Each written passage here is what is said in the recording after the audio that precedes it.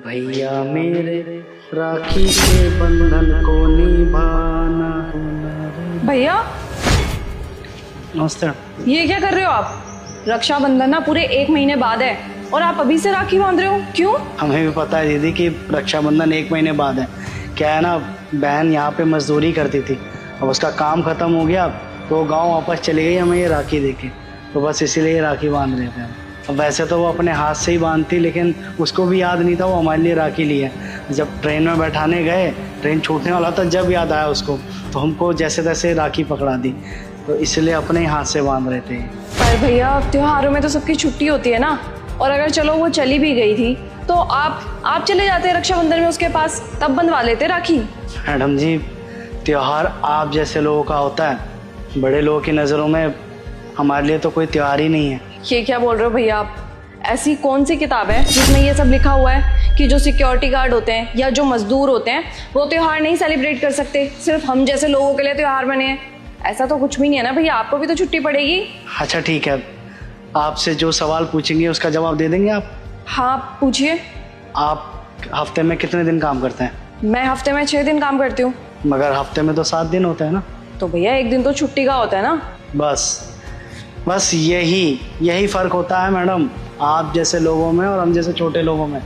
अरे आप लोग ना 6 दिन काम करते हैं और हमें सातों के सातों दिन काम करना पड़ता है।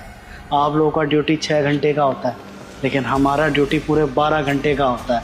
आप जैसे लोगों के लिए सेकंड सैटरडे, गुड फ्राइडे, 30 त्यौहार पे छुट्टी मिल जाता है, लेकिन हमारे लिए कोई छुट्टी नहीं है। हमको यहीं पे खड़े रह के ड्यूटी पूरा करना होता है मैडम। हम वैसे भी मैडम, हम यहाँ के चौकीदार हैं, हमारा काम है यहाँ पे देख रेख करना। अब अगर हम कहीं चले गए, हमारे पीठ पीछे कोई घुस गया, चोरी चकारी हो गया, तो उसकी जवाबदेही कौन देगा? हमें ही तो देना पड़ेगा ना। और इतने तो कोई अमीर है नहीं कि जो चोरी हुआ उसका भरपाई कर सके। जीवन भर यहाँ पर काम कर लेंगे ना, तब भी वो पैसा नहीं चुका पाएंगे। इसलिए हम यहाँ पे कर्मनिष्ठ बन के अपना ड्यूटी पूरा करते हैं। ठीक है भैया, मैंने आपकी बात समझ ली। ठीक है, आप 7 दिन यहाँ पे काम करते हो, लेकिन ऐसी बात तो नहीं है ना। तो त्योहारों में तो आपकी छुट्टी होगी ना, तो त्योहारों में आप अपनी बहन के पास जाकर के राखी बंधवा सकते हो। वैसे भी जब ऑफिस बंद होगा तो आपका यहाँ पे क्या ही काम होगा? मैडम जी, ऑफिस आप जैसे लोगों के लिए बंद हो सकता है, लेकिन हमारे लिए नहीं। आप छुट्टी वाले दिन भी आइएगा ना, तो हम आपको यहीं पे खड़े मिलेंगे। भैया पता नहीं आप कैसी बातें कर रहे हो। मैं इस ऑफिस में ना पिछले 3 साल से काम कर रही हूँ, और सिर्फ आप ही यहाँ पे सिक्योरिटी गार्ड का काम नहीं करते, और भी हैं जो कि यहाँ पे सिक्योरिटी गार्ड का काम करते हैं। और मैंने हर साल देखा है, उनको हर फेस्टिवल में छुट्टी मिलती है। जैसे हमें मिलती है ना, वैसे उनको भी छुट्टी मिलती है, वो भी हर फेस्टिवल में। तो आपको क्यों नहीं मिलेगी? भैया कोई ना कोई तो ऐसी बात हुई होगी ना जिसकी वजह से सिर्फ आपको छुट्टी नहीं मिल रही है, बाकी सबको मिल रही है। हाँ मैडम, बात तो है, बताते हैं आपको क्या बात है। दरअसल हमने कंपनी से 50,000 रुपये कर्जा उठाया था। हमारी माँ का बहुत ज़्यादा तबीयत ख़राब था, तो हमने पैसा ले लिया, और कंपनी भी बहुत अच्छा है, उन्होंने हमारा मजबूरी समझा और हमें पैसा भी दे दिया। हम लेके गए, अपनी माँ का इलाज करवाया। माँ तो ठीक हो गई है, लेकिन क्या है कि हमें कर्जा उतारने के लिए यहाँ पे 7 दिन, पूरा महीना, 12 घंटे काम करना पड़ता है। अब वैसे तो छुट्टी हमारा भी होता है 1 दिन का, लेकिन क्या है कि अगर हम 1 दिन एक्स्ट्रा लगा दें तो हमको लगता है कि कर्जा थोड़ा कम हो जाएगा। वैसे भी आपको सच बताएं ना, 7-8 महीने हो गया है, हमारा कर्जा ही नहीं उतर पा रहा है। इसीलिए हमारी बहन गांव से यहाँ आई थी कमाने के लिए, ताकि घर परिवार चल सके। हमारा कमाई से तो पूर्ति नहीं होता था, खर्चे नहीं निकल पाते थे। अब इसीलिए यहाँ पर आई थी, और उसका भी काम पूरा हो गया। लेकिन खुशी की बात यह है कि थोड़ा कमा के गई है तो घर चल जाएगा, और 4-5 महीना सही से। फिर देखते हैं क्या होगा, जब तक कर्जा चुकता कर पाएंगे कि नहीं कर पाएंगे। और तो और सच बताएं तो हमने ऑफिस में ये भी बोला था कि आप हमें 50,000 रुपये दे दीजिए, जब तक हमारा कर्जा पूरा नहीं होगा हम यहाँ पे काम करेंगे। जब तक आप बोलेंगे हम यहाँ पर काम करेंगे, जितना घंटा आप बोलेंगे हम यहाँ पर काम करेंगे, कोई छुट्टी भी नहीं लेंगे। यही वजह है कि बस हम यहाँ पे काम कर रहे हैं, कोई छुट्टी भी नहीं है हमारा। सच बताएं मैडम जी, हम मन तो बहुत करता है हमारा कि हफ्ते में 1 दिन आराम कर ले। ऐसे खड़े रह के पैर में गट्ठा पड़ गया है।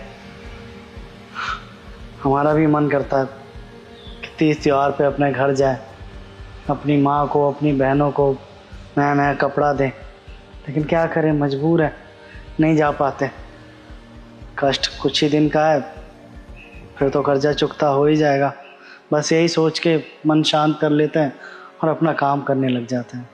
बस यही बात है मैडम, इसीलिए यहाँ पे हम काम कर रहे हैं।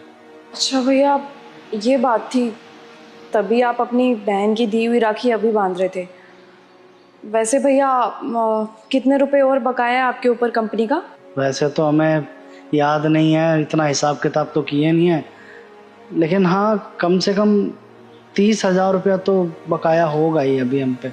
अच्छा, तो भैया अगर हम आपको 30,000 रुपये दे दें तो आप त्यौहार मनाने जा सकते हो? अरे कैसा बात कर रहे हैं मैडम जी आप, एक कर्जा तो पहले ही सर पे चढ़ रखा है, आपको कहाँ से दे पाएंगे हम पैसा? नहीं, पैसा नहीं चाहिए हमें। वो क्या है ना भैया, अब जब त्योहारों का टाइम आएगा तो सारे के सारे लोग अपने अपने घर जाएंगे त्यौहार मनाने, कुछ लोग तो गाँव भी जाएंगे। तो भैया आप यहाँ पर रह करके काम करोगे, ड्यूटी करोगे, ऐसे अच्छा नहीं लगेगा मुझे। तो भैया मैं सोच रही थी कि जो भी पैसा आपका बच रहा है वो मैं आपको दे देती हूँ, इसी बहाने आप भी तो अपनी बहन के पास चले जाओगे राखी बनाने। मानते हैं मैडम जी आप हमें पैसा दे रहे हैं, लेकिन बात तो वही रही ना, कर्जा तो तब भी हमारे ऊपर ही चढ़ा रहेगा, हम आपको पैसे कैसे लौटा पाएंगे बताइए आप। भैया मैंने आपसे बोला क्या कि मैं आपको ये पैसे कर्जे के तौर पे दे रही हूँ? वैसे भी मैं बहुत सक्षम हूँ, मुझे पता है मैं आज नहीं तो कल इतने पैसे दोबारा कमा लूँगी। और वैसे भी मेरे घर पर सब कमाने वाले हैं, तो मेरी सैलरी तो वैसे के वैसे ही सेव होती है, तो इसी बहाने मैं सोच रही थी कि मेरी सैलरी से आपकी कुछ हेल्प हो जाएगी। अब मैडम जी ऐसे अच्छा थोड़ी ना लगेगा, अरे हम मेहनत करके कमाते हैं तभी तो यहाँ पर खड़े हैं। अगर मांगना ही होता या किसी से पैसा लेना ही होता तो हम ले ना लेते कब का। हमें हराम के खाने की आदत नहीं है मैडम, मेहनत की कमाई करते हैं हम, और मेहनत की 2 रोटी काफ़ी है हमारे लिए। हमें आपसे पैसा नहीं चाहिए, आपने हमसे पूछा ये हमारे लिए बहुत बड़ी बात है, हम हमेशा इस बात को याद रखेंगे, लेकिन आपसे पैसा नहीं ले सकेंगे, माफ़ कर दीजिए हमें। देखिए भैया, भले ही आपकी एक बहन गांव में होगी, लेकिन आप मुझे अपनी बड़ी बहन मान सकते हैं। इसी बहाने बड़ी बहन होने के नाते आपको मेरी बात माननी पड़ेगी। तो ये लीजिए भैया, ये पूरे 30,000 रुपये हैं, आप ये लीजिए और कंपनी में दे आइए अभी के अभी। मैडम हमें बहुत खुशी हुआ कि आप एक गार्ड को भाई का दर्जा दिए, आप हमें भाई मानते हैं, लेकिन रक्षाबंधन एकमात्र ऐसा त्यौहार है जहाँ पे बहन भाइयों को राखी बांध के सुरक्षा का वादा लेती है, और भाई उनको नेक के तौर पे कुछ गिफ्ट देता है, कुछ पैसा देता है। और यहाँ तो बिल्कुल उल्टा हो रहा है, ना तो आप हमें राखी बांध दी है और ना ही हमने आपको कोई गिफ्ट दिया है, उल्टा आप हमको ये पैसा देने की बात कर रही हैं। आपसे पैसे लेते हुए हम अच्छा नहीं लगेंगे मैडम। अरे भैया आप ये कैसी बातें कर रहे हो? ज़रूरत पड़ने पे एक बड़ी बहन अपने भाई की मदद क्यों नहीं कर सकती? ज़रूर कर सकती है, इसी बहाने मैं आपकी मदद कर रही हूँ। आप प्लीज़ ये लीजिए और अभी के अभी कंपनी में सबमिट करवा के आ जाइए। लेकिन मैडम। अरे भैया लेकिन कुछ नहीं, मेरे को ऑलरेडी बहुत लेट हो रहा है, मेरे को जाना भी है। आप पकड़िए और जल्दी से जाकर के कंपनी में सबमिट करवा के आइए।